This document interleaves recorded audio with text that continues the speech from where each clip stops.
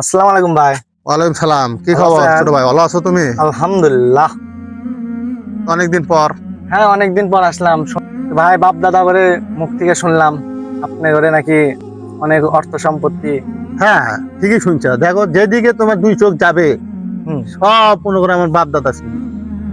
তাহলে তো আপনারা খুব প্রভাবশালী। হ্যাঁ হ্যাঁ, আমরা আগে থেকে প্রভাবশালী। আমার বাপ দাদারা সব প্রভাবশালী, এখনো আমরা প্রভাবশালী। আসসালামু আলাইকুম ভাই। ওয়ালাইকুম সালাম। সারাদিন তো অনেক পরিশ্রম করলাম ভাই, আমার 500 টাকা দেন, আমি একটু মেলার যাবো ভাই। এখন নাই টাকা, তুই যা পরে নিস। এটা কি? এটা আঙ্গের কামলা এটা।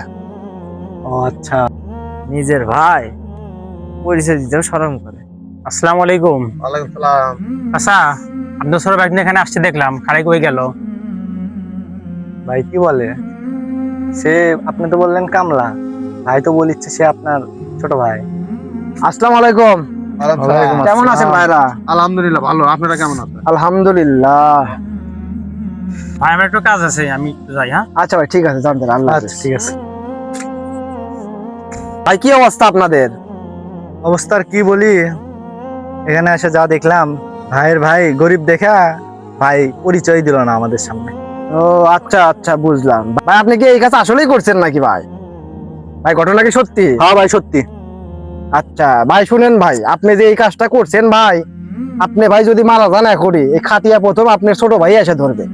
আর ভাই, এই ভাইয়ের সম্পর্ক যেটা আছে, দুই ভাই যখন কথা বলে ফেরেশতারা তখন সময়কে থামিয়ে দেয়। এর কারণ হচ্ছে এই সম্পর্কটা দুনিয়াতেই থাকবে, আখিরাতে থাকবে না। ভাই, এত মন খারাপের কিছু নাই, আপনি উঠেন ভাই। এরপরের থেকে আপনার ছোট ভাইয়ের সাথে আপনি মিলেমিশে চলবেন ইনশাল্লাহ। ইনশাআল্লাহ। আসসালামু আলাইকুম।